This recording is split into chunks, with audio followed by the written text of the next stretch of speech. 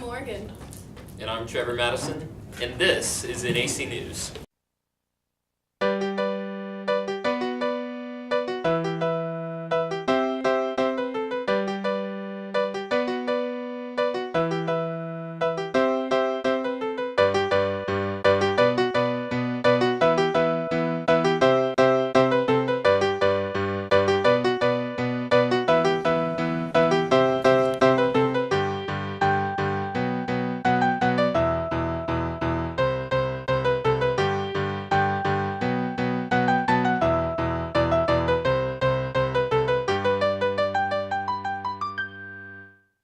When you wish upon a star.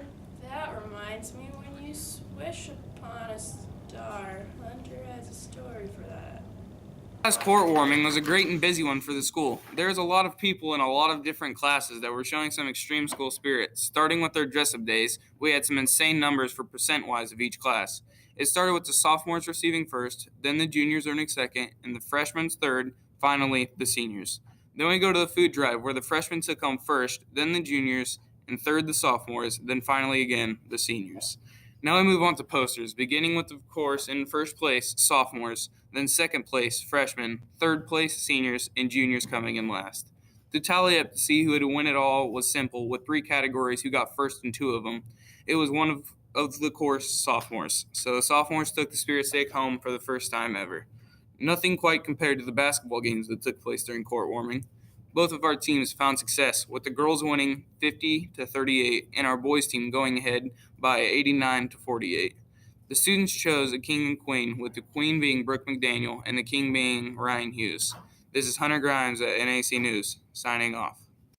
Court warming is one of the biggest basketball games of the year. We also did one of the biggest football games of the year. We'll send it over to Tyler with the story. The New England Patriots took on the Philadelphia Eagles in Super Bowl 52. Last Sunday, the Patriots quarterback Tom Brady was going into his 8th Super Bowl appearance, and Tom Brady had 5 Super Bowl rings going into the game. The Eagles quarterback Nick Foles was making his first Super Bowl appearance. Foles was starting because of the starting quarterback Carson Wentz experiencing an ACL tear earlier this season.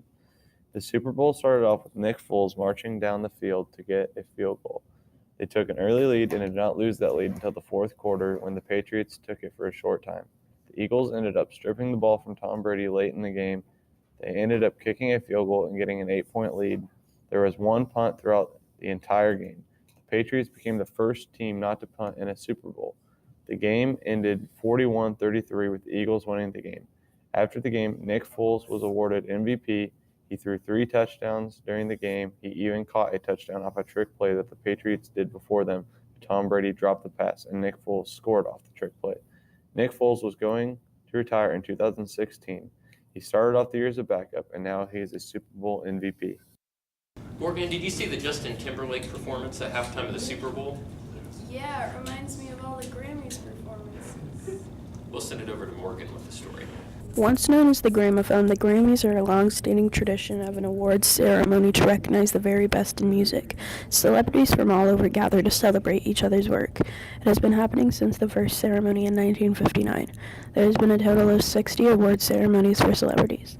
The famous award show is held every year at many lavish places. It is presented by the Recording Academy. There are mixed feelings about it. Many consider it to be a fixed show. Others love to celebrate the achievement of many people in diverse career fields. Being acknowledged for your work is always a great accomplishment, whether it's people in my city, kids in the street, all the way up to the Grammys. Kendrick Lamar. There are different categories you can win a Grammy in, but the general field are 4 awards, not restricted by genre. They are Album of the Year, Record of the Year, Song of the Year, and Best New Artist. The 60th Annual Grammys Awards Show presented a great turnout. Let's work together, women and men, as a united music industry committed to creating more safe work environments, equal pay, and access for all women. Janelle Monáe. It was held in New York at Madison Square Garden. Some of the winners were Bruno Mars, for example. He won Album of the Year. He also won Song of the Year. Alessia Cara won Best New Artist. It is a long-standing tradition that will surely continue for a very long time. The Grammys were so boring. I'm going to have to eat a Tide Pod after that. Don't do that, that'll kill you.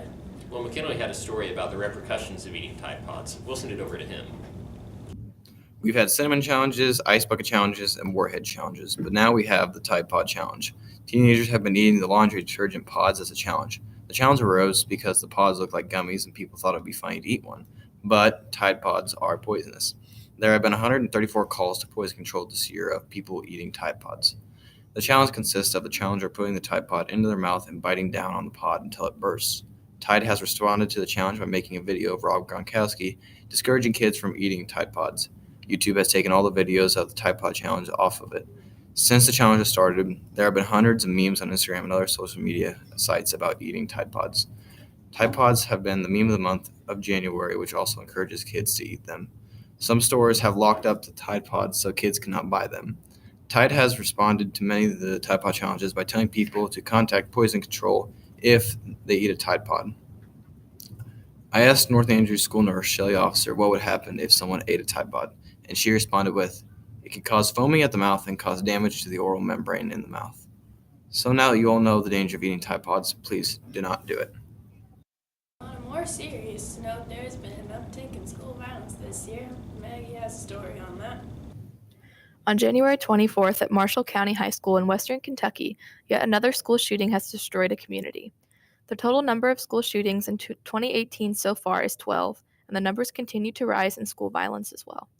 A 15-year-old boy was the shooter at Marshall County and is facing a grand jury where they will decide whether or not to charge him as an adult. 18 people were injured in the shooting and 2 students died. Preston Cope and Bailey Holt, both 15, died after sustaining fatal injuries. The shooting initially started in the school's commons area around 8:30 a.m. Junior Taylor Droke was in the commons area and said this: "You could see the students dropping their bags and running, pushing past each other. Everyone in cars started turning around and driving away, and kids were jumping the fence around the school and running through the woods." President Trump was briefed on the shooting, and the White House Press Secretary Sarah Huckabee Sanders stated this: "Our thoughts and prayers are with the victims and families there, and we offer our sincerest appreciation to the heroic Marshall County deputy who apprehended the shooter." Our thoughts go out to the victims of the shootings.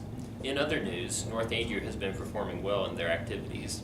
Drake Eichner with wrestling has won the district championship and is qualified for state. And Michaela Mullet has signed with Kansas City Community College as a third baseman for softball. Caleb Patterson also signed a college with Missouri Western State University. And McKinley, Willard, Levi Winville, and Hunter Simmons all qualified for FFA state competitions. But you forgot one. You're going to state for FBLA. And that concludes our broadcast. And I'm Trevor, And I'm Morgan. signing off.